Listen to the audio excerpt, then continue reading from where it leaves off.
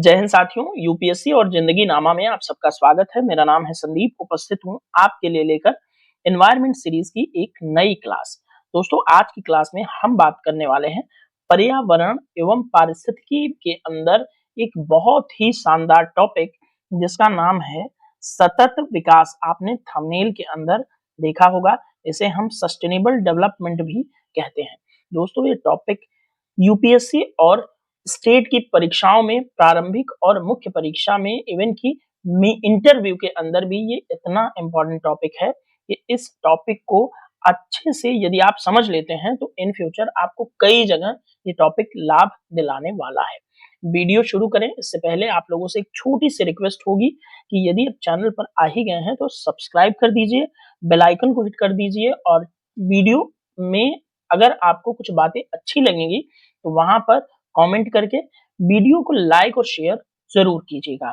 तो चलिए आगे बढ़ते हैं और आज हमारी जो सतत विकास की क्लास होने वाली है, दोस्तों पक्का गारंटी के साथ कहता हूं कि इतनी होलिस्टिक अप्रोच में क्लास कराई जाएगी कि आपको क्लासेस के अंदर मजा आने वाला है। तो चलिए क्लास शुरू करें। इससे पहले एक छोटी सी जो हमारे चैनल के ऊपर बदलाव हुआ है उसको थोड़ा सा 1 मिनट के अंदर डिस्कस कर लेते हैं। दोस्तों, ये चैनल आपको पहले CW अर्थात कंपटीशन वॉर के नाम से YouTube पर मिला करता था और इसका टेलीग्राम चैनल भी इसी नाम से हुआ करता था। ट्विटर पे भी ये चैनल इसी नाम से हुआ करता था। परंतु दोस्तों, इसके अंदर हमने कुछ बदलाव करते हुए, मूलभूत बदलाव करते हुए हमने इस चैनल का नाम बदल दिया है। जैसा कि यहाँ पर आपको लिखा हुआ दिख रहा है कि इस चैनल का नाम बदलने के पीछे उद्देश्य है कि चैनल को न केवल परीक्षा तक सीमित रखें बल्कि उसे जिंदगी, प्रेरणा, अनुभव और सीखों से जोड़ा जाए। यानी कि अब कंपटीशन वॉर यूपीएससी और जिंदगी नामा बन चुका है, जिसकी टैगलाइन है वेयर प्रिपरेशन मीट्स पर्सपेक्टिव, यानी कि आपकी तैयारी एक दृष्टिकोण से मिलती है।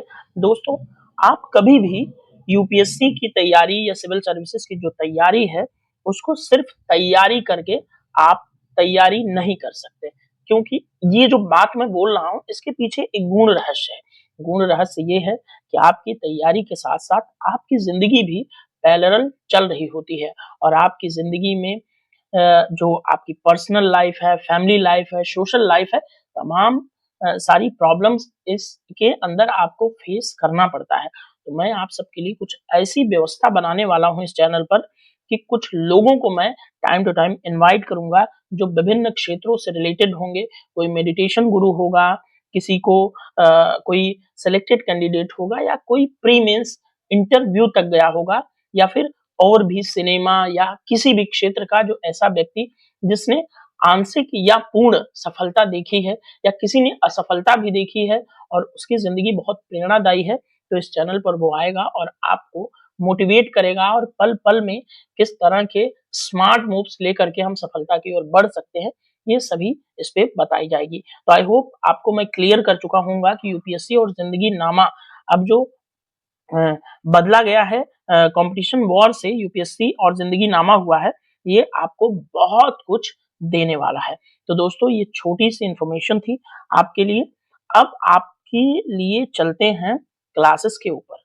तो दोस्तों, आज का हमारा जो टॉपिक है वो सतत विकास है, यानी कि सस्टेनेबल डेवलपमेंट है। सस्टेनेबल डेवलपमेंट को अगर आसान भाषा में समझना हो तो सतत विकास एक ऐसा विकास है कि आने वाली पीढ़ियों के हितों से समझौता किए बिना वर्तमान पीढ़ी जो है वो अपनी आवश्यकताओं को पूरा करे। यानी कि दोस्तों, सस्टेनेबल डेवलपमेंट अपने आप में एक बड़ी थिंकिंग है। जैसे कि मैं एक छोटी सी बात बताऊं, जो हमारे नेचुरल रिसोर्सेस हैं, आप सब जानते हैं कि उनके खत्म होने के जो है कि संभावना है। जैसे कि नेचुरल रिसोर्सेज में अब जैसे सूर्य की रोशनी कभी खत्म नहीं होगी, सूर्य की रोशनी सतत आबाद रूप से चलती रहेगी, लेकिन हमारे जो पृथ्वी के संसाधन हैं, जल हुआ, जंगल हुआ, जमीन हुई, ये धीरे धीरे ह्रास की तरफ बढ़ेंगे जब जनसंख्या का प्रेशर उस पे होगा। तो ये हमारी जो आने वाली पीढ़ियां हैं वो अच्छी हवा में सांस ले पाए, अच्छी भूमि का उपयोग कर पाए जिससे वहां से अन्न अच्छा उत्पादन हो, ठीक है। साग सब्जी उत्पादन हो और भी जो क्रियाएं उनके जीवन के लिए आवश्यक हैं, वो क्रियाएं अच्छे से संपन्न करने के लिए हमारे जो नेचुरल रिसोर्सेस हैं, उनके हित में उपयोग में लाए जाएं और वर्तमान की जो पीढ़ी चल रही है, वो भी अपने हितों को साधते हुए भविष्य के लिए हमारी पृथ्वी के संसाधनों की सुरक्षा करे, उसे ही हम सतत विकास कहते हैं। दोस्तों, सतत विकास से कई बार निबंध वगैरह यानी कि एसे वगैरह से भी में भी सवाल बनते हैं। तो सतत विकास के लिए बहुत अच्छा जो है कोट है, आप लोग याद रखिएगा। ये हिंदी की कविता के अंदर ये लाइनें हैं और यहाँ पर भी ये बहुत फिट बैठती हैं। लाइनें क्या है? जैसे कि अंतिम वृक्ष को काट दिए जाने के बाद, अंतिम नदी को विषाक्त करने के बाद, अंतिम मछली पकड़ लिए जाने के बाद हम पाएंगे कि पैसे को खाया नहीं जा सकता। तो दोस्तों, आपको ये समझना पड़ेगा कि आज आधुनिक मानव पैसे और विकास के जिस अंधी दौड़ में चल रहा है, उसकी अंधी दौड़ ने पृथ्वी के संसाधनों को किस तरह से नकारात्मक रूप से प्रभावित किया और ऐसे समय में हमारी भविष्य में आने वाली पीढ़ियां, उनके लिए जो संसाधन है वो जब अप्राप्य हो जाएंगे, तो हमारी पृथ्वी का संचालन जो है कैसे होगा? हमारी आने वाली पीढ़ियां, क्या हम चाहते हैं कि गंदी हवा में सांस लें? आप आज भारत के शहरों की हालत देख पा रहे हैं। भारत को हम इसलिए केंद्र में रख रहे हैं, वैसे तो पूरी दुनिया में हाल बुरा है, लेकिन चूंकि हम भारत का एग्जाम दे रहे हैं और भारत के अंदर रहते हैं, तो हमें अपने घर की चिंता पहले अधिक होनी चाहिए। दोस्तों, अभी पिछले दिनों हमने करंट अफेयर्स में पढ़ा एक सर्वे में कि एयर क्वालिटी इंडेक्स के मामले में दुनिया की सबसे प्रदूषित राजधानी में हमारे देश की राजधानी दिल्ली का नंबर आता है। और मैं भी दोस्तों दिल्ली में रहता हूँ। आप सब में से कई साथी दिल्ली जैसे शहरों में रह करके पढ़ाई लिखाई करते हैं। आप देखते हैं यहाँ का जो AQI है, एयर क्वालिटी इंडेक्स, कितना बैड हो चुका है और यहाँ पर रहना कितना दूभर होता जा रहा है। तो आज का जो हमारा टॉपिक है दोस्तों, सतत विकास की आवश्यकता को बेहतर ढंग से आपको समझाएगा। दोस्तों, पर्यावरणीय संसाधनों के जो अतिदोहन से भले ही अल्प काल में समृद्धि हमें मिल जाए, लेकिन दीर्घ काल में ये विनाश को एक तरह से बुलावा दे रही है। यही कारण है दोस्तों कि आज सतत विकास का मुद्दा राष्ट्रीय और अंतर्राष्ट्रीय स्तर पर चर्चा का विषय बना हुआ है। अगर हम इस परिभाषा को, जो सतत विकास, जो एक ऐसा विकास है जो आने वाली पीढ़ियों से समझौता किए बिना वर्तमान पीढ़ी की आवश्यकताओं को पूरा करती, इस परिभाषा को हम ध्यान से देखें तो यहाँ पर मुख्य रूप से दो बातें उजागर हो रही हैं। पहली, कि प्राकृतिक संसाधन न केवल हमारे जीविकोपार्जन के लिए जरूरी है, बल्कि भविष्य की जो पीढ़ियां हैं उनके लिए भी उतनी ही आवश्यक है। और दूसरी बात यह है कि दोस्तों, वर्तमान में किसी भी प्रकार के विकास संबंधी कार्यों को करते समय उसके भविष्य में आने वाले परिणामों को ध्यान में रखना आवश्यक है। संक्षेप में दोस्तों, इस परिभाषा में आवश्यकता और भावी पीढ़ियां दो महत्वपूर्ण अवधारणाएं बनकर उभर रही हैं। ये आप ध्यान में रखेंगे, ठीक है? आने वाली पीढ़ियां और ये आवश्यकता, समस्त परिभाषा के अंदर ये दो बातें निकलकर सामने आ रही हैं। आई होप दोस्तों, शुरुआत में इतनी भूमिका बनाना बहुत आवश्यक था। आपको समझ में आ गया होगा कि सतत विकास है क्या, सतत विकास क्यों हमें पढ़ना है और सतत विकास का भविष्य में उपयोग क्या होने वाला है और सतत विकास कहते किसे हैं, वो चीज आपको अच्छे से क्लियर हो गई होगी। अब चलिए क्लास को आगे बढ़ाते हुए हम चलते हैं सतत विकास की संकल्पना पर, यानी कि हम डिस्कस करेंगे कंसेप्ट ऑफ सस्टेनेबल डेवलपमेंट। दोस्तों, 1987 में सतत विकास के लिए एक यूनाइटेड नेशन द्वारा आयोग का गठन होता है, जिसका नाम है पर्यावरण एवं विकास पर विश्व आयोग।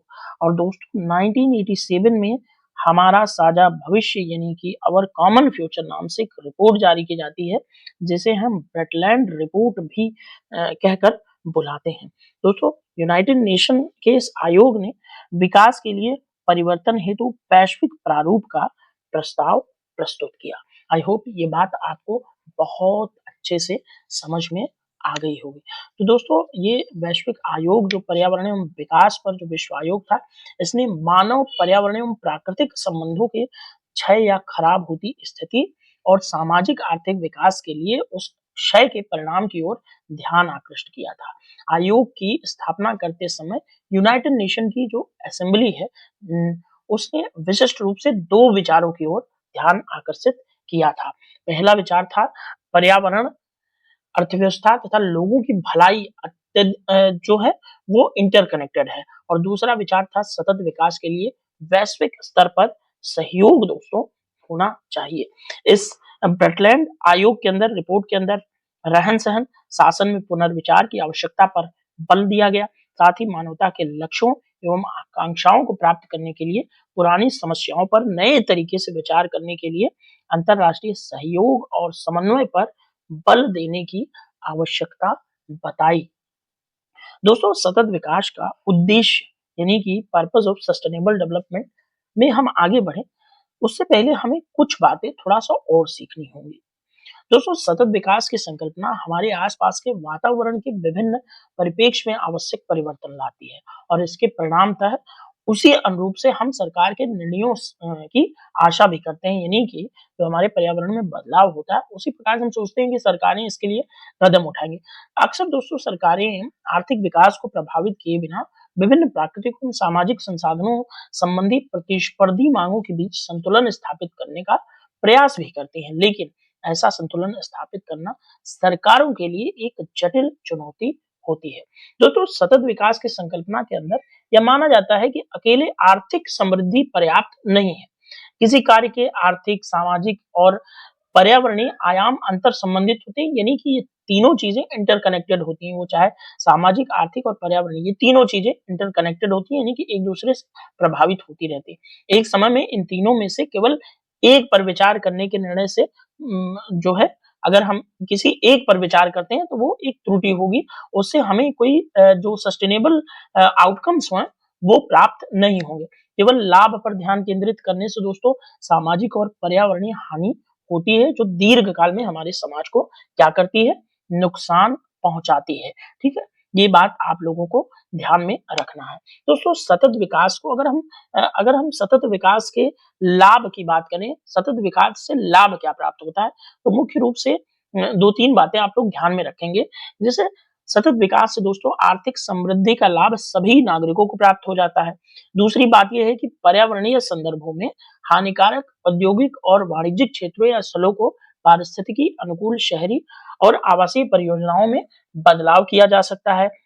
और साथ ही दोस्तों प्रगतिशील जो औद्योगिक प्रक्रिया चल रही है, इंडस्ट्रियलाइजेशन तेजी से हो रहा है, उसमें ऊर्जा दक्षता यानी कि एनर्जी एफिशिएंसी और प्रदूषण में कमी लाने को भी बढ़ावा मिलता है। इस बात की तरफ भी बल होता है। साथ ही जब हम नीति निर्माण प्रक्रिया करते हैं तो उसमें नागरिकों और अन्य भागीदार जो समूह होते हैं उनको भी हम शामिल यहाँ पर कर लेते हैं। तो ये बात आपको ध्यान में रखना है। देखिए, यहाँ पर जो टेक्स्ट लिखा है उसके अतिरिक्त मैं बहुत सारी बातें आपको इसलिए समझा रहा हूँ, इसलिए बता रहा हूँ कि आपको सतत विकास जो टॉपिक है बहुत होलिस्टिक वे में प्रिपेयर हो, जिससे कि आपसे 200-400 शब्द, 1000 शब्द भी लिखने के लिए अगर डिमांड आए, निबंध भी लिखना पड़े, तो आप बड़े आराम से सिर्फ मेरे इस लेक्चर को सुन करके जो है अपनी रिक्वायरमेंट को आप पूरा कर सकते हैं।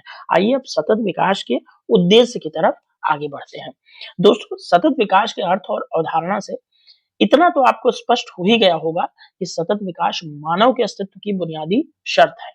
मानव पृथ्वी पर तभी तक है जब तक अन्य पशु पक्षी और पेड़ पौधे स्वतंत्र रूप से जो है पृथ्वी पर जो है स्वतंत्र रूप से हमारा पृथ्वी पर अस्तित्व नहीं है। ठीक है, यानी कि पशु पक्षी और पेड़ पौधों के साथ ही हमारा अस्तित्व संभव है।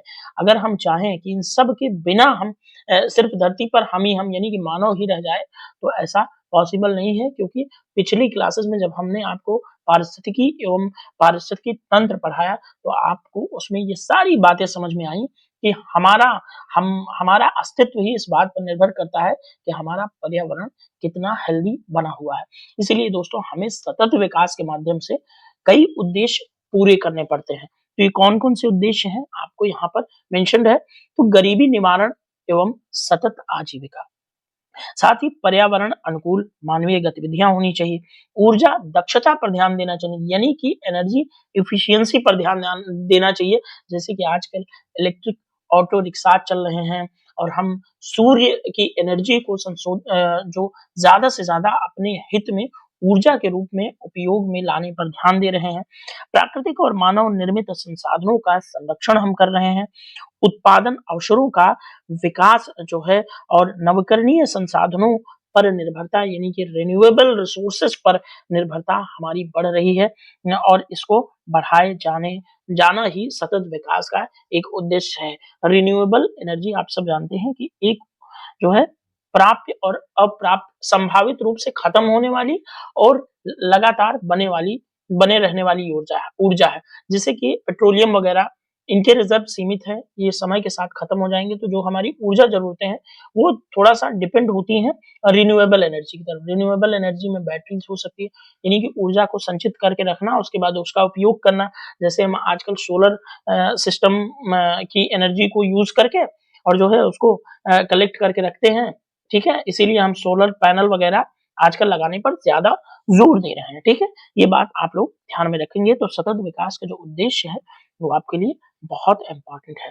दोस्तों, अब सतत विकास के उद्देश्य को जानने के बाद आपको समझना होगा कि सतत विकास के जो मूलभूत विचार हैं यानी कि fundamental ideas of sustainable development है वो क्या है, उन्हें थोड़ा थोड़ा करके एक एक पॉइंट करके देख लेते हैं जिससे कि आपको जो है एग्जाम के पॉइंट ऑफ व्यू से ये आपके लिए महत्वपूर्ण है। जैसे नवीकरणीयता यानी कि रिन्यूएबिलिटी जो इसकी है वो आपके लिए इंपॉर्टेंट है। ये क्या है, तो नवीकरणीय संसाधनों का उपयोग दोस्तों धारणीय आधार पर हो ताकि किसी भी स्थान में उपभोग की दर पुनः सृजन की दर से अधिक न हो, ये बात आप लोगों को ध्यान में रखना है। और दूसरा पॉइंट है दोस्तों प्रतिस्थापन को हम सब्स्टिट्यूशन कहते हैं अंग्रेजी में। और दोस्तों गैर नवीकरणीय जो नॉन रिन्यूएबल जो संसाधन होते हैं उनके क्षय की दर नवीनीकृत प्रतिस्थापकों से अधिक नहीं होनी चाहिए। सतत विकास दोस्तों यह सुनिश्चित करता है कि गैर जो नवीकरणीय संसाधन होते हैं नॉन रिन्यूएबल संसाधन उनका प्रतिस्थापन नवीकरणीय संसाधनों के माध्यम से किया जा सकता है। हालांकि गैर जो नवीकरणीय संसाधन है उनका पूर्ण प्रतिस्थापन लगभग असंभव है, लेकिन हम उसके लिए एक प्रयास जरूर कर सकते हैं। और तीसरी जो हमारी मूलभूत विचार है सतत विकास का वह है अंतर निर्भरता यानी कि इंटरडिपेंडेंसी। ये दोस्तों एक संपोषणीय समाज एक ऐसा समाज होता है जो न तो ऐसे संसाधनों का आयात करता है जिससे संबंधित समुदाय वंचना का शिकार हो जाए और न ही अपने यहाँ उत्पन्न प्रदूषणों का अन्य समाजों में स्थानांतरण किया जा सकता है। इस तरह परस्पर आत्मनिर्भरता से सभी जो है समाजों का जो है दोस्तों वो लाभ होता है, अन्य समाजों में स्थानांतरण हम कर सकते हैं, ये बात ध्यान में रखें, ठीक है। वहां थोड़ा सा स्लिप ऑफ टंग हो गया था। उसके बाद हमारी चौथी अवधारणा है दोस्तों, हमारा जो सतत विकास से संबंधित मूलभूत चौथा विचार है वो है अनुकूलनशीलता यानी कि एडॉप्टेबिलिटी। दोस्तों एक सतत रूप से विकासशील समाज बदलते पर्यावरण के अनुसार खुद को बदलने की क्षमता रखता है। ऐसा वह नई नई तकनीकों और शोध आविष्कार आदि के माध्यम से करता रहता है। ये बात आप ध्यान में रखेंगे तो अनुकूलनशीलता भी हमें बनाए रखना होगा। अब दोस्तों नेक्स्ट हम चलते हैं संस्थागत प्रतिबद्धता की तरफ। ये एक बहुत ही इंपॉर्टेंट विचार है। इसके अंतर्गत दोस्तों वे सभी नीतियां, संवैधानिक प्रावधान, राजनीतिक इच्छा शक्ति, कानूनी रूपरेखा और वैधानिक संस्थाओं के बीच के आपसी समन्वय आते हैं जिनके बिना सतत विकास को वास्तविक रूप से संभव नहीं बनाया जा सकता। इसके अलावा दोस्तों शिक्षा के माध्यम से भी लोगों में सतत विकास की जरूरत से संबंधित समझ विकसित की जा सकती है। ये बात आप लोगों को ध्यान में रखना है, यानी कि पहला, दूसरा, तीसरा, चौथा और पांचवा ये पांचों टॉपिक अच्छे से मैंने इलेबोरेट भी कर दिए, इनको आपको बताया। आई होप आपको अच्छे से समझ में आया होगा। इस स्लाइड में दोस्तों सबसे इंपॉर्टेंट क्या है, इंपॉर्टेंट ये है कि ये स्लाइड इसलिए आपके लिए जरूरी है कि प्रीलिम्स में यहां से एक क्वेश्चन पक्का होता है। आप लिख के इसको रख लीजिए, पीसीएस के प्रीलिम्स में 1 से 2 क्वेश्चन पक्का होता है, यूपीएससी के प्रीलिम्स में 1 से 2 क्वेश्चन पक्का होता है, ठीक है। और ये जो 17 सतत विकास लक्ष्य हैं वो आपको रटे रहने चाहिए क्योंकि ये आपके हर एग्जाम के लिए जरूरी है। आप किसी निबंध की शुरुआत कर रहे हैं जो सतत विकास लक्ष्यों से जरूरी है या एनवायरनमेंट से रिलेटेड है या किसी भी टॉपिक से रिलेटेड है, जो यहाँ पर पॉइंट है तो आप आराम से एक सतत विकास लक्ष्य जो है उसको उठा के एसडीजी को वहां से बातचीत शुरू कर सकते हैं, यानी कि आपका कोई निबंध का या किसी आंसर का एक जो है शुरुआती पॉइंट भी हो सकता है। तो दोस्तों, सतत विकास लक्ष्य जो है यूनाइटेड नेशन द्वारा 2015 में अपनाया गया, ठीक है। ये 17 सतत विकास लक्ष्य हैं और इनका उद्देश्य जो है वो 2030 तक दोस्तों 17 लक्ष्यों को प्राप्त करना है, जिनमें गरीबी, असमानता, पर्यावरणीय क्षरण और जलवायु परिवर्तन जैसी चुनौतियों का एक समाधान का एक सेट है, ठीक है। इन्हें 2030 एजेंडा फॉर सस्टेनेबल डेवलपमेंट का मूल आधार माना जाता है। ये लक्ष्य पूर्ववर्ती जो हमारे मिलेनियम डेवलपमेंट गोल थे, मिलेनियम डेवलपमेंट गोल यानी कि सहस्राब्दी विकास लक्ष्य, उनका ही विस्तारित और अधिक समावेशी रूप है, जो विकास के आर्थिक, सामाजिक और पर्यावरणीय तीनों आयामों को संतुलित करने पर बल देते हैं। जैसा कि भी पिछली स्लाइड में हमने ये बात पढ़ी कि सामाजिक, आर्थिक और पर्यावरणीय तीनों विषय एक दूसरे से इंटरकनेक्टेड हैं। इनको सेपरेट करके आप चल ही नहीं सकते। सिर्फ आर्थिक विकास करके आप सामाजिक और पर्यावरणीय विकास को अवरुद्ध और इग्नोर नहीं कर सकते। तो दोस्तों, ये 17 जो सतत विकास लक्ष्य हैं वो आपको मुख्य रूप से एकदम लर्न करने हैं, यानी कि टिप्स पे आपको याद रहने चाहिए। जैसे पहला सतत विकास लक्ष्य है शून्य जो है गरीबी, ठीक है। पहला क्या है? शून्य गरीबी, यानी कि गरीबी को हमें बिल्कुल खत्म करना है। दूसरा है शून्य भूखमरी। तीसरा है स्वास्थ्य, उत्तम स्वास्थ्य और खुशहाली। चौथा है गुणवत्तापूर्ण शिक्षा। पांचवा है लैंगिक समानता। छठा है स्वच्छ जल और स्वच्छता। सातवां है सस्ती और प्रदूषण मुक्त ऊर्जा, यानी कि एनर्जी एफिशिएंसी की यहाँ पर भी बात की गई है। नौवां है हमारा औद्योगिक नवाचार और बुनियादी सुविधाएं। 10वां है असमानता में कमी लाना, यानी कि जो हमारी जो इनइक्वालिटी है उसमें जो है गिरावट करना। 11वां लक्ष्य है दोस्तों संवहनीय शहर और समुदाय। हमारी सिटीज कैसी होनी चाहिए? सस्टेनेबल डेवलपमेंट सिटीज के अंदर भी होना चाहिए, ठीक है। 12वां लक्ष्य है संवहनीय उपभोग और उत्पादन। 13वां लक्ष्य है जलवायु कार्रवाई को ध्यान में रखना। 14वां लक्ष्य है जलीय जीवों की सुरक्षा करना। 15वां लक्ष्य है थल पे रहने वाले जीवों की सुरक्षा। 16वां लक्ष्य है शांति, न्याय और सशक्त संस्थाओं के विकास और उनके सुदृढ़ीकरण पर ध्यान देना। और 17वां लक्ष्य हमारा अंतिम लक्ष्य है इन लक्ष्यों हेतु भागीदारी को दोस्तों सुनिश्चित करना। ये 17 के 17 लक्ष्य आपको टिप्स पर याद होनी चाहिए, अदरवाइज आप एग्जाम में 1 नंबर का जो सवाल है वो गलत कर लो। तो दोस्तों, इन लक्ष्यों को आप लोग कंठस्थ कर लेना, ये आपके लिए बहुत जरूरी है। प्रीलिम्स, मेंस एंड इंटरव्यू में भी आपसे इन लक्ष्यों के बारे में बातचीत की जा सकती है। दोस्तों, अब आइए हम सतत विकास के लिए भारत के जो प्रयास हैं, इंडिया के एफर्ट्स जो हैं, उसको समझ लेते हैं। वैसे तो मुख्य रूप से इंडिया ने सतत विकास लक्ष्यों को ध्यान में रखते हुए 8 राष्ट्रीय मिशनों को चलाया था, लेकिन छोटे-मोटे बहुत सारे प्रयास सतत विकास लक्ष्यों को प्राप्त करने के लिए भारत ने चलाए हैं। और सतत विकास लक्ष्यों को प्राप्त करने की जो भारत की रेट है, दर है, वो बहुत अच्छी है, ठीक है। ये आप लोग ध्यान में रखेंगे। सतत विकास लक्ष्यों को प्राप्त करने की दर भारत की बहुत अच्छी, यानी कि परफॉर्मेंस इंडिया का बहुत अच्छा है। दोस्तों, भारत ने सतत विकास को बढ़ावा देने के लिए अंतर्राष्ट्रीय समझौतों और जो कन्वेंशन है उनका अनुपालन करने में कभी पीछे नहीं रहा। भारत ने जलवायु परिवर्तन संबंधी जो संयुक्त राष्ट्र की रूपरेखा अभिसमय होती है, यानी कि यूनाइटेड नेशन का जो framework convention on climate change है, यूएनएफसीसी पर भी भारत ने हस्ताक्षर किया। जो UNFCCC United nation framework convention on climate change, ये जो है इस पर भारत इसका एक हस्ताक्षर करता देश है। इसके बारे में मैंने आपको बहुत अच्छे से पढ़ा रखा है इन सभी कन्वेंशंस के बारे में। जलवायु परिवर्तन के टॉपिक के जस्ट बाद वहां पर जाके आप लोग देखेंगे। साथ ही दोस्तों, भारत ने जैव विविधता संबंधी जो अभी समय है कन्वेंशन ऑन बायोडाइवर्सिटी यानी कि CBD, उसका भी भारत एक हस्ताक्षर करता देश है। दोस्तों, विश्व का सबसे बड़ा लोकतंत्र के रूप में भारत ने न केवल अपने नागरिकों की जीवन गुणवत्ता में सुधार के लिए प्रतिबद्ध है, बल्कि सतत विकास के लिए अंतर्राष्ट्रीय समुदाय के साथ मिलकर भी भारत सक्रिय है। जैसे भारत ने one sun one world one grid 200 वोक का नारा दिया। साथ ही Bharat international big cat alliance Bharat के नेतृत्व में चलता है। और साथ ही दोस्तों भारत जो सोलर एनर्जी को लेकर के काम कर रहा है, वो आप सब जानते हैं भारत और फ्रांस के नेतृत्व में जो सौर ऊर्जा को जो संशोधित करने पर, उनको संसाधित करने पर ध्यान दिया जा रहा है, वो भी आप सब लोग जानते हैं।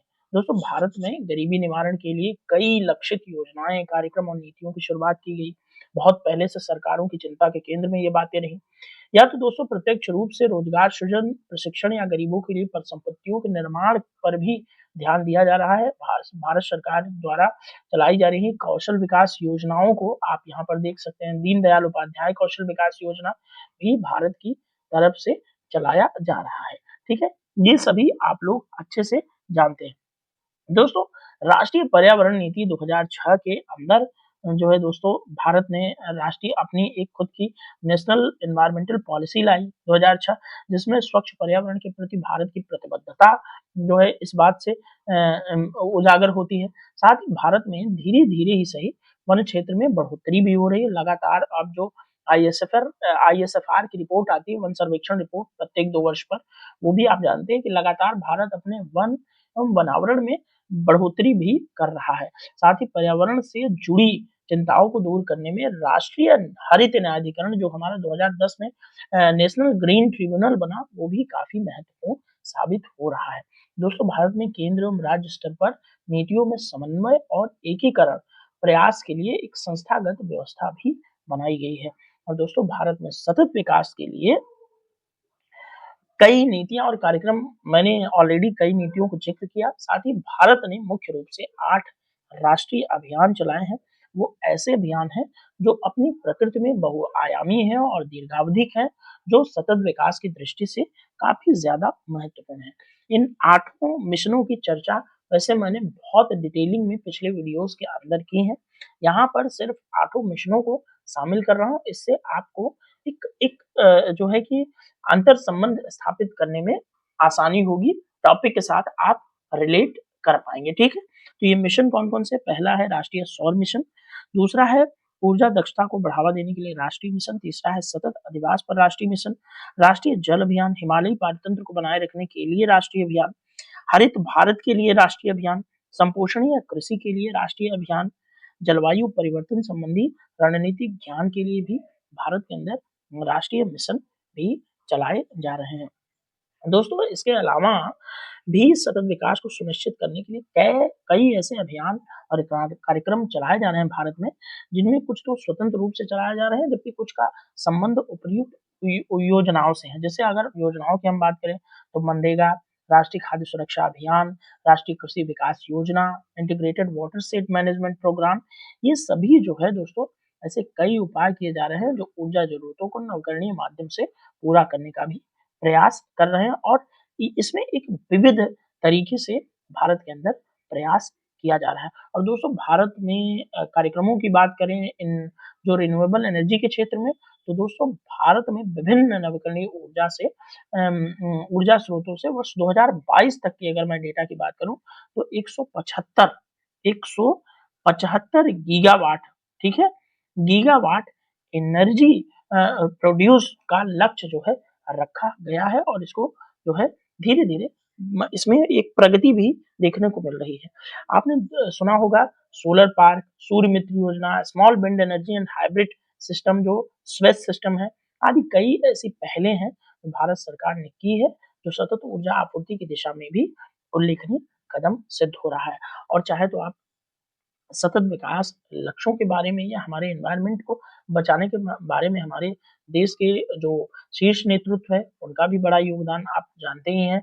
प्रधानमंत्री नरेंद्र मोदी जी ने एक पेड़ माँ के नाम, आप जानते हैं एक पेड़ माँ के नाम, एक पेड़ माँ के नाम योजना को जो है इन्होंने चला करके भारत के हरित जो पट्टी है उसके विकास को इन्होंने एक इनिशिएटिव दे दिया है, एक पेड़ माँ के नाम प्रोग्राम। और साथ ही आपने एक और सुना होगा LIFE लाइफ, ठीक है, LIFE लाइफ इनिशिएटिव को आपने जरूर सुना होगा।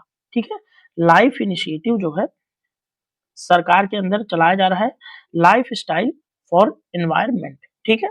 तो ये सब योजनाएं चला करके सरकार कहीं न कहीं सतत विकास के क्षेत्र में जो है देश को आगे बढ़ा रही है और जो भी लक्ष्य सरकार ने बनाए हैं उसकी तरफ एक पॉजिटिव मूव्स गवर्नमेंट का हो रहा है। अब दोस्तों आइए हम यहाँ पर शुरू करते हैं, देखते हैं कि सतत विकास को लेकर अंतरराष्ट्रीय समझौते और अभिसमय क्या-क्या हुए हैं, उसके बारे में भी थोड़ा-थोड़ा हम चर्चा कर लेते हैं, जिससे हमारा अंतरराष्ट्रीय जो पोर्शन है सस्टेनेबल डेवलपमेंट का, वो भी हमारा पूरा होता हुआ नज़र आना चाहिए। और यहाँ से दोस्तों प्रश्न आपको प्रीलिम्स में खूब देखने को मिलते हैं। प्रीलिम्स में वो चाहे यूपीएससी का हो या पीसीएस का, प्रीलिम्स में यहाँ से क्वेश्चन खूब आते हैं। तो इसको भी आप कंठस्थ करके चलिएगा, ठीक है। तो दोस्तों आइए अब हम एक-एक करके जो भी अंतरराष्ट्रीय समझौते और कन्वेंशंस हुए हैं, जो भी इंटरनेशनल एग्रीमेंट एंड कन्वेंशंस हुए हैं, उनको देख लेते हैं जो कि मुख्य रूप से सतत विकास से रिलेटेड है। वैसे हमने पृथ्वी शिखर सम्मेलन 1992 जो है, इसको हम अर्थ समिट के नाम से जानते हैं, ठीक है। अर्थ समिट के नाम से जानते हैं, ठीक है। और इसे हम पहले भी पढ़ चुके हैं। लेकिन यहाँ पर कॉन्टेक्स्ट ये है कि सतत विकास के दृष्टिकोण से हम पढ़ें, तो इसको हम देखने का प्रयास करते हैं। पॉइंट टू पॉइंट यहाँ पर बातें लिखी हुई, आपको समझते हुए चलना है। यहाँ कुछ मतलब बस पॉइंट्स को ध्यान में रखना है, कोई समझने वाली कोई बड़ी बात नहीं है। तो पहला पॉइंट ये है, पृथ्वी शिखर सम्मेलन 1992 में दोस्तों ब्राजील के एक शहर है रियो डी जेनेरिया के अंदर होता है, जिसमें 100 से भी अधिक देश पर्यावरण संरक्षण और सामाजिक आर्थिक विकास से जुड़ी जो तत्कालीन समस्याएं हैं उनका समाधान खोजने के लिए पृथ्वी शिखर सम्मेलन 1992 में इकट्ठा होते हैं। शहर कौन सा है? ब्राजील का रियो डी जेनेरिया। ये काफी ज्यादा फेमस शहर है, आप लोगों को बस इतना ध्यान रखना है। इसमें हुआ क्या-क्या? तो दोस्तों जलवायु परिवर्तन अभिसमय और जैव विविधता पर के अभिसमय पर हस्ताक्षर हुए। ये बात मुख्य रूप से 2 बातें इस सम्मेलन के दौरान घटी, ये 2 घटनाएँ।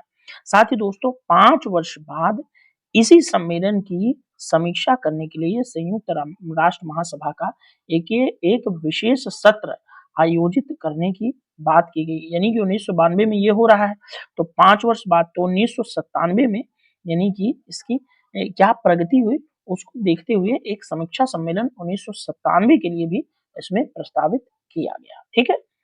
एंड इसमें नेक्स्ट बात क्या हुई, पर्यावरण विकास संबंधी रियो घोषणा पत्र को यहाँ पर दुनिया के 100 से भी अधिक देशों द्वारा अपनाया जाता है। साथ ही मुख्य आउटकम इसका ये होता है एजेंडा 21। दोस्तों कई बार आपसे सीधा-सीधा पूछ लेगा कि पृथ्वी शिखर सम्मेलन 1992 से एजेंडा 21 जुड़ा हुआ है या नहीं, यानी कि एजेंडा 21 किसका आउटकम है। कई सम्मेलन दे देगा, उसके बाद आपसे ये पूछ लेगा। और दूसरा सवाल यहाँ से बनता है, एजेंडा 21 किससे जुड़ा हुआ है? तो यहाँ पर सतत विकास से जुड़ा हुआ है, ये बात आपको ध्यान में रखना है। इस तरह के सवाल एग्जाम में पूछे जाते हैं, मैंने फेस किया है, इसलिए मैं आप सबको ये बात बता रहा हूँ, ठीक है। और जो दोस्तों इसमें एक महत्वपूर्ण और आउटकम निकल कर सामने आया वह है वनों के टिकाऊ प्रबंधन के लिए वक्तव्य सिद्धांत। तो इसको आप वन सिद्धांत के नाम से भी जान सकते हैं। ये बात आप लोग कंठस्थ रखिएगा कि 1992 के पृथ्वी शिखर सम्मेलन यानी कि अर्थ समिट के क्या-क्या आउटकम्स रहे हैं। तो आपको रियो घोषणा पत्र, एजेंडा 21, वन सिद्धांत, जलवायु परिवर्तन अभिसमय, जैव विविधता अभिसमय, ये आपको याद रखना ही चाहिए क्योंकि ये इसके महत्वपूर्ण आउटकम्स हैं। नेक्स्ट में चलते हैं दोस्तों, रियो प्लस 10 ये जो है जोहान्सबर्ग घोषणा पत्र के नाम से जाना जाता है, जो कि 2002 में हुआ। जोहान्सबर्ग का एक सम्मेलन है जो कि पर्यावरण से रिलेटेड जो जलवायु परिवर्तन से संबंधित सतत विकास पर विश्व सम्मेलन था, उसका जो है एक रूप था, जो कि जोहान्सबर्ग में आयोजित हुआ 2002 में। इसे रियो प्लस 10 के नाम से जाना जाता है। अगर हम आपसे सवाल पूछे कि रियो प्लस 5 क्या है, कब हुआ था, तो आप लोगों को याद रखना है 1992 से 5 वर्ष बाद 1997 में होता है रियो प्लस 5 और 97 के बाद रियो 3 साल बाद जो है दोस्तों 97 3 जो है आपका हो जाता है 2000 और 2 साल बाद और यानी कि 5 साल बाद और रियो प्लस 10 होता है। ये बात आप ध्यान में रखेंगे। तो रियो प्लस 5 कब हुआ? 1997 में। ये भी मिलान करने के लिए क्वेश्चन पूछ लेता है, ठीक है।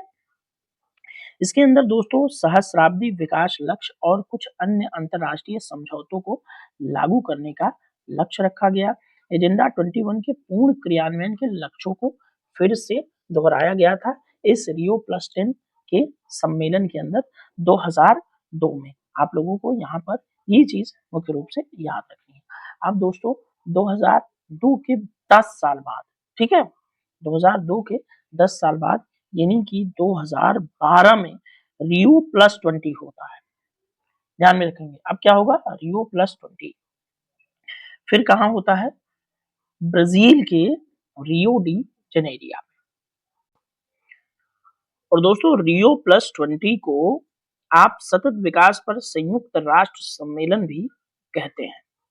अब इसके अंदर बात करते हैं तो इसका मुख्य फोकस जो है दोस्तों क्या होता है उसे समझने से पहले आपको ये बताता हूँ कि ये क्यों मनाया गया। तो दोस्तों आप सबने देखा कि रियो डी जेनेरिया में पृथ्वी शिखर सम्मेलन 1992 में पहली बार हुआ था। इसी के ऐतिहासिक पृथ्वी सम्मेलन के ठीक 20 वर्ष बाद रियो डी जेनेरिया में ही ब्राजील के अंदर ही सतत विकास पर संयुक्त राष्ट्र का सम्मेलन आयोजित होता है, जिसमें विश्व के नेताओं के साथ साथ निजी क्षेत्र, गैर सरकारी संगठन और अन्य समूह जो है इसमें भाग लेते हैं, ठीक है। और इसका मुख्य फोकस होता है गरीबी में कमी लाना, स्वच्छ ऊर्जा, सतत विकास जिसमें सामाजिक आर्थिक विकास के साथ साथ पर्यावरणीय संरक्षण को भी ध्यान में रखना था। साथ ही दोस्तों सतत विकास के लिए एक ग्रीन इकोनॉमी की बात की गई, हरित अर्थव्यवस्था के निर्माण को कैसे किया जाए, लोगों को गरीबी से निजात दिलाने के लिए किन विकल्पों का चयन किया जाए, सतत विकास के लिए अंतरराष्ट्रीय समन्वय कैसे स्थापित किया जाए, इत्यादि मुद्दों पर इस रियो प्लस 20 यानी कि रियो डी जेनेरिया सम्मेलन में 2012 के अंदर ये विचार किया गया। साथ ही सम्मेलन के संपूर्ण जो दस्तावेज है उसका प्रकाशन किया गया और ये किस नाम से दस्तावेज था? The future we want. इसमें सतत विकास लक्ष्यों को विकसित करने में समर्थन प्रदान करने की बात की गई। ये बात आप लोग ध्यान में रखेंगे, ठीक है दोस्तों। और यहाँ पर रियो प्लस 20 के जो आउटकम थे वो आपको बहुत अच्छे से समझ में आ गए होंगे, ठीक है। अब दोस्तों सतत विकास लक्ष्यों का जो हमारा टॉपिक था यानी कि सतत विकास से रिलेटेड जो हमारा टॉपिक था उसमें जो भी इम्पोर्टेंट हो सकता था उस पर हमने बहुत विस्तार पूर्वक इस वीडियो के अंदर कई स्लाइड्स के माध्यम से आपसे बातचीत किया। अब दोस्तों जो हमारा पर्यावरण की क्लासेस हैं वो अपने अंतिम फेज में है, अंतिम पड़ाव की तरफ है, तो इसलिए हम छोटे मोटे जो इम्पोर्टेंट टॉपिक्स हो रहे हैं वो बड़े टॉपिक के साथ ऐड करके आपको कंप्लीट करके दे दे रहे हैं, जिससे कि आपको कहीं भी किसी भी तरह की एनवायरनमेंट के अंदर समस्या नहीं आएगी। एक हमारा टॉपिक जो छूट रहा था भारत में पर्यावरण संरक्षण यानी कि environmental protection in conservation in India. वैसे तो इससे रिलेटेड बहुत सारी बातें हमने की थी, लेकिन हाँ एनवायरनमेंट से रिलेटेड टाइम टू टाइम कौन कौन सी पर्सनैलिटीज ने यहाँ पर इम्पोर्टेंट रोल प्ले किए वो हमने बातचीत जो है बहुत कम की थी। तो यहाँ पर हमारे लिए बहुत जरूरी हो गया था कि हम कुछ ऐसी बातचीत करें। इसलिए दोस्तों यहाँ पर इस टॉपिक के अंदर हम मुख्य रूप से कुछ पर्सनालिटीज की बात करेंगे जिन्होंने समय समय पर भारत के अंदर पर्यावरण को लेकर के बहुत सारे अच्छे कार्य किए। पर्यावरण से रिलेटेड जो भी सम्मेलन जो भी मूवमेंट्स वगैरह हुए, चाहे वो चिपको आंदोलन हो, नर्मदा बचाओ आंदोलन हो, उन सब में बहुत सक्रिय रूप से जो लोग योगदान दिए उनके बारे में थोड़ा मोड़ा हम जिक्र करते हैं। दोस्तों उससे पहले हम थोड़ा सा और एक भूमिका बनाने का प्रयास करते हैं। साथियों पृथ्वी पर जीवन का आधार ही पर्यावरण होता है। पर्यावरण संरक्षण का इस धरती के समस्त प्राकृतिक परिवेश और समस्त प्राणियों के जीवन से घनिष्ठ संबंध होता है। वर्तमान के बदलते परिवेश में विश्व के समक्ष बहुत सारी चुनौतियां उत्पन्न हो रही हैं, जिनमें प्राकृतिक आपदाओं की त्रासदी के साथ साथ कृत्रिम कारकों के द्वारा यानी कि मानवीय गतिविधियों के द्वारा भी पर्यावरण को प्रभावित करने वाली चुनौतियां आ रही हैं और उन चुनौतियों से जो अपना देश है वो भी अछूता नहीं है। क्योंकि दोस्तों भारतीय संस्कृति में हमारे कल्चर के अंदर आदिकाल से ही यानी कि पूर्वज हमारे जो बहुत पुराने से ही आदिमानव काल से ही जीव जंतु और वनस्पतियों का विशेष महत्व रहा है। तो इसलिए भारत पर्यावरण संरक्षण के लिए जो है सदैव हमेशा से जागरूक रहा है। बहुत सारी बातें इसके संबंध में हुई भी। विश्व के अनेक देशों की तरह भारत में भी पर्यावरणीय समस्याएं विद्यमान हैं। दोस्तों यहाँ पर पर्यावरण संरक्षण की दिशा में प्रमुख योगदानकर्ता भारत में न केवल अनेक बुद्धिजीवी बल्कि प्रमुख हस्तियों ने भी पर्यावरण संरक्षण और वैश्विक राष्ट्रीय स्तर पर सराहनीय काम किया। अपितु आम लोगों ने भी आगे आकर इस दिशा में उल्लेखनीय योगदान किया। इसलिए यहाँ पर जो है कुछ हम ऐसे लोगों का जिक्र करेंगे जो हमारे भारत के पर्यावरण को सजाने संवारने में काफी महत्वपूर्ण स्थान रखते हैं। जिनमें सबसे पहला नाम हम जो बातचीत करेंगे उनमें यदि गांधी जी की बात करें तो वो कोई अतिशयोक्ति नहीं होगी। दोस्तों 2 अक्टूबर 2014 को भारतीय प्रधानमंत्री श्री नरेंद्र मोदी जी ने स्वच्छ भारत अभियान चलाया और स्वच्छ भारत अभियान जो है दोस्तों वो गांधी जी के ही थॉट्स पे बेस्ड है। गांधी जी ने पहली बार भारत में स्वच्छता पर बहुत ध्यान दिया था। स्वच्छता को बढ़ावा देने के लिए लोगों से गांधी जी ने अपील भी की थी। इसलिए भारत की सरकारों ने हमेशा गांधी जी के विचारों को अपनी नीतियों के केंद्र में जरूर रखा। तो इसलिए गांधी जी भी हमारे पर्यावरण को सुधार करने वाले वो पहले व्यक्ति हो सकते हैं। वैसे तो बहुत सारे लोगों ने पर्यावरण को बनाने संवारने में योगदान दिया होगा, लेकिन पहली पीढ़ी के एक बड़े नामों में गांधी जी का नाम आप जरूर ले सकते हैं। एंड दोस्तों नीतियों के स्तर पर जिस प्रधानमंत्री ने पहली बार देश को पर्यावरण से संबंधित प्रोटेक्शन एक्ट दिए उनमें पहला नाम श्रीमती इंदिरा गांधी जी का नाम जो है कि बहुत इज्जत से लिया जाता है। ये भारत की पूर्व प्रधानमंत्री रही हैं जिनका नाम जो है दोस्तों भारत में पर्यावरण के क्षेत्र में वैधानिक रूप से जंतुओं और पर्यावरण संरक्षण को सुनिश्चित करने में अग्रणी भूमिका निभाता है। आप सब वाइल्ड लाइफ प्रोटेक्शन एक्ट 1972 के बारे में बहुत अच्छे तरह से जानते हैं। इन्होंने पर्यावरण संरक्षण को कानूनी रूप जो है दिया इस एक्ट के थ्रू। तब ये जो है भारत की प्रधानमंत्री हुआ करती थी। ठीक है, इन्हीं के कार्यकाल में दोस्तों जो हमारे प्रोटेक्टेड एरियाज हैं जिनकी संख्या 65 थी वो बढ़ करके 298 हो गई। साथ ही भारतीय वन्यजीव बोर्ड की चेयरपर्सन भी रही श्रीमती इंदिरा गांधी जी। तो अभी तक आप इन्हें 1971 जो बांग्लादेश की आजादी का युद्ध था पाकिस्तान से जो भारत ने लड़ा उसी के लिए आप जानते थे और इन्हें आप आयरन लेडी कहकर संबोधित करते थे। लेकिन आप इन्हें ये भी जानिए कि इन्होंने इंडिया की वाइल्ड लाइफ को प्रोटेक्ट करने के लिए पहली बार 1972 में एक अधिनियम लाया जो आज भी वन्य जीव संरक्षण से रिलेटेड है और बहुत अच्छे खास स्तर पे भारत में वन्य जीवों के संरक्षण में योगदान आज भी कर रहा है। हालांकि पिछले दिनों उसमें कुछ संशोधन करके और भी नई बातें ऐड किया गया। तो ध्यान में रखेंगे श्रीमती इंदिरा गांधी जी का योगदान पर्यावरण के संरक्षण में काफी महत्वपूर्ण भूमिका निभाता है। उसके बाद 2 बड़े नाम और जिनकी हम चर्चा करेंगे। यहाँ वैसे तो बहुत सारे नाम हैं लेकिन जो बड़े नाम हैं उनकी हम यहाँ पर बात करेंगे। यहाँ पर हम मेधा पाटेकर और अरुंधति राय को कैसे भूल सकते हैं जिन्होंने नर्मदा बचाओ आंदोलन के अंदर बहुत बड़ा योगदान दिया। मेधा पाटेकर ने तो दोस्तों नर्मदा बचाओ आंदोलन को ही शुरू करने में मुख्य भूमिका निभाई थी। इन्होंने ही आंदोलन शुरू किया था।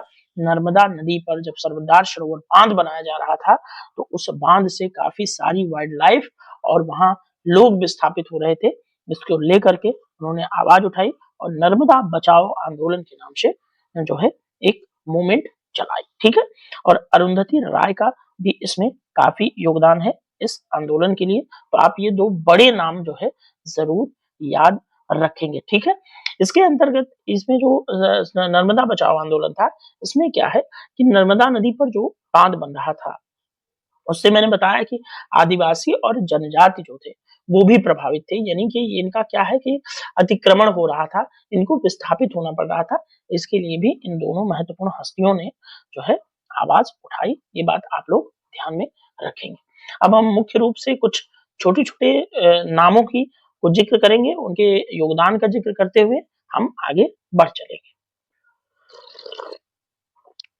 दोस्तों मेरे थोड़ा-सा गले में जो है कि कुछ प्रॉब्लम है और मुझे लगातार 4-5 दिनों से खाँसी भी आ रही, क्योंकि दिल्ली का पॉल्यूशन इतना मतलब इस टाइम इतना एक्टिवेट हो गया है कि अच्छे खासे लोगों का स्वास्थ्य इसने हिलाकर रख दिया है। तो इस तरह से मैं थोड़ा-सा खाँसी को कंट्रोल करने के लिए जिंजर वाटर पी रहा हूँ। मेरी मेरी इंग्लिश से आप लोग परेशान मत होइएगा, थोड़ी-सी भारी है। खैर जो है कि चलते हैं टॉपिक की ओर। राजेंद्र सिंह भारत के जल पुरुष के रूप में ये जाने जाते हैं दोस्तों, ठीक है? ये जल संरक्षण के संदर्भ में काफ़ी सराहनीय इन्होंने काम किया। इसी काम से प्रभावित होकर के दोस्तों इन्हें नोबेल वाटर प्राइज़ भी मिला था। स्टॉकहोम वाटर प्राइज़ दिया गया, नोबेल वाटर प्राइज़ दिया गया और रमन मैग्सेसे जैसे अवार्ड भी राजेंद्र सिंह जी को प्राप्त हुआ। इन्होंने दोस्तों परंपरागत जल स्रोतों को तकनीकी विधि से जोड़कर राजस्थान वाले एरिया में पानी की आपूर्ति को सुगम बनाने का कार्य किया श्री राजेंद्र सिंह जी ने, ठीक है? तो इस नाम को आप लोग ज़रूर याद रखेंगे। और दोस्तों दूसरा बड़ा नाम है जीडी अग्रवाल साहब का। इन्हें गंगा बचाओ आंदोलन के लिए जाना जाता है। ये प्रसिद्ध वैज्ञानिक और सिविल इंजीनियर थे, ठीक है? गंगा बचाओ आंदोलन में एक सक्रिय कार्यकर्ता के रूप में इन्होंने भूमिका निभाई। इन्हें जो है दोस्तों पर्यावरण इंजीनियर की उपाधि से हम लोग जानते हैं। इन्हें स्वामी ज्ञान रूप सानंद के नाम से भी जाना जाता है। श्री जीडी अग्रवाल जी का नाम आप लोग ज़रूर याद रखें। सलीम अली का नाम आप सब जानते हैं, जिन्हें बर्डमैन ऑफ इंडिया कहा जाता है। इन्होंने बुक ऑफ इंडियन बर्ड्स लिखा, साथ ही केवलादेव राष्ट्रीय उद्यान की स्थापना में इनका बड़ा रोल रहा है श्री सलीम अली जी का। और साइलेंट वैली जो नेशनल पार्क है केरल के अंदर, उसके विनाश को भी रोकने में इनकी महत्वपूर्ण भूमिका है। साथ ही मुंबई की जो नेचुरल हिस्ट्री सोसाइटी है जो 1947 में बनी, उसकी भी प्रमुख व्यक्ति के रूप में जो है इन्हें जाना जाता है। और 1976 में इनके कार्यों को देखते हुए भारत सरकार द्वारा इन्हें पद्म विभूषण से सम्मानित किया गया। दोस्तों ये बात आप ध्यान में रखेंगे। साथ ही सलीम अली से रिलेटेड इन्हें बर्डमैन ऑफ इंडिया इसलिए कहा जाता है क्योंकि सलीम अली वो पहले व्यक्ति थे जिन्होंने पहली बार भारत के अंदर पक्षियों का व्यवस्थित सर्वे कराया था। ये बात आप लोगों को ध्यान में रखना है। और दोस्तों नेक्स्ट में है वंदना शिवाजी का नाम। ये बहुत महत्वपूर्ण रूप से इनका नाम लिया जाता है। ये उत्तराखंड में जन्मी वंदना शिवा। इन्होंने राष्ट्रीय और अंतर्राष्ट्रीय स्तर पर पर्यावरण संरक्षण के लिए आवाज बुलंद की। 1970 के दशक में जो चिपको आंदोलन शुरू हुआ, उसमें भी इनकी काफी महत्वपूर्ण भूमिका रही। 1982 के अंदर इन्होंने दोस्तों विज्ञान, प्रौद्योगिकी और पारिस्थितिकी के लिए देहरादून के अंदर जो अनुसंधान संस्थान की स्थापना हुई, उसके अंदर भी इन्होंने काफी महत्वपूर्ण भूमिका निभाई। साथ ही नवदान्य नाम से एक गैर सरकारी संगठन की भी इन्होंने स्थापना की, जो कि स्थानीय समुदायों के साथ मिल करके जैविक कृषि, देसी बीज एवं बौद्धिक संपदा अधिकारों की रक्षा के लिए काम करता है। ये बात ध्यान में रखेंगे। दोस्तों पर्यावरण के क्षेत्र में इनके उत्कृष्ट कार्यों को सम्मानित करते हुए राइट लाइवलीहुड और ग्लोबल 500 जैसे पुरस्कारों से इन्हें सम्मानित किया जा चुका है। ये बात आप लोग ध्यान में रखेंगे। तो डॉक्टर वंदना शिवा को आप लोग जरूर ध्यान में रखेंगे। नेक्स्ट हमारे हैं प्रोफेसर माधव गाडगिल। प्रोफेसर माधव गाडगिल का नाम जो है दोस्तों बड़ी इज्जत से लिया जाता है इंडिया के अंदर। ये दोस्तों पारिस्थितिकी विज्ञानी है। इन्होंने जनसंख्या जीव विज्ञान और यानी कि पॉपुलेशन बायोलॉजी और कंजर्वेशन बायोलॉजी और ह्यूमन इकोलॉजी जैसे विषयों पर काफी ज्यादा शोध किया। इन्हें पश्चिमी घाट पारितंत्र के लिए जो विशेषज्ञ पैनल बना, उसके अंदर भी प्रोफेसर माधव गाडगिल इसके क्या रहे, चेयरमैन रहे हैं 2010 के अंदर, ये बात ध्यान में रखना है। इन्हें दोस्तों 2015 में अमेरिकी समुद्री जैव विज्ञानी डॉक्टर जेन लुबचेंको के साथ प्रतिष्ठित टाइलर पुरस्कार से भी सम्मानित किया जा चुका है, ये बात ध्यान में रखेंगे। उन्होंने दोस्तों संयुक्त राष्ट्र अमेरिका और भारत एवं विश्व के अन्य देशों से संरक्षण और सतत विकास की नीतियों के विकास के नेतृत्व के लिए इन्हें जो है ये टाइलर पुरस्कार दिया गया, और साथ ही दोस्तों इनके कार्यों से को ध्यान में रखते हुए भारत सरकार ने 2006 के अंदर इन्हें पद्म भूषण से सम्मानित किया, ये बात आप जरूर ध्यान में रखेंगे। एंड दोस्तों नेक्स्ट जो है हमारे जो महत्वपूर्ण पर्सनालिटी हैं इस क्षेत्र में, श्री सुंदर लाल बहुगुणा जी, जो कि चिपको आंदोलन से रिलेटेड एक बहुत महत्वपूर्ण व्यक्ति थे। दोस्तों हिमालयी क्षेत्र उत्तराखंड में 1970 के दशक में जो चिपको आंदोलन चला, उसकी सूत्रधार इनकी जो पत्नी है वो श्रीमती विमला बहुगुणा जी रही हैं, और हिमालय क्षेत्र के संरक्षण के लिए इन्होंने कानून भी पारित करवाया। विश्वामित्र के नाम से इन्हें मुख्य रूप से जाना जाता है, ये बात आप लोग ध्यान में रखेंगे, ठीक है दोस्तों। हम नेक्स्ट हमारा नाम है मुरलीधर देवदास आमटे, या फिर इन्हें आप बाबा आमटे के नाम से जानते हैं। दोस्तों बाबा आमटे जो है भारत के प्रमुख समाज सेवी और पर्यावरण संरक्षण करता है, ठीक है, और महाराष्ट्र के अंदर इन्होंने आनंद वन आश्रम की स्थापना की। वैसे बहुत सारे आश्रम इन्होंने इस तरह के बनाए, लेकिन मुख्य रूप से आनंद वन इनका काफी ज्यादा प्रसिद्ध रहा है, ये बात आप लोग ध्यान में रखेंगे। दोस्तों आनंद वन ये जो बाबा आमटे जी हैं, इन्होंने अपना पूरा जीवन संघर्ष किया और अपना पूरा जीवन वन्यजीव संरक्षण और नर्मदा बचाओ आंदोलन को समर्पित कर दिया था। इन्हें गांधी शांति पुरस्कार 1999 में दिया गया, साथ ही इन्हें 1971 में पद्मश्री, 1985 में रेमन मैग्सेसे, 1983 में डेनियल डेटन पुरस्कार से सम्मानित किया गया, जिसमें इन्होंने कुष्ठ रोग के क्षेत्र में महत्वपूर्ण कार्य किया। फिर 1986 में भारत सरकार ने इन्हें पद्म विभूषण से सम्मानित किया। किनको? बाबा आमटे को, ये बात ध्यान में रखिएगा, बहुत इंपॉर्टेंट पर्सनालिटी हैं पद्म विभूषण। और मैंने बताया कि यहाँ पर इन्हें बहुत सारे ऐसे पुरस्कार मिले हैं कि इसके अलावा विश्व की अनेक संस्थाओं और राष्ट्रों ने इन्हें इनके कार्य के लिए क्या किया, सम्मानित किया।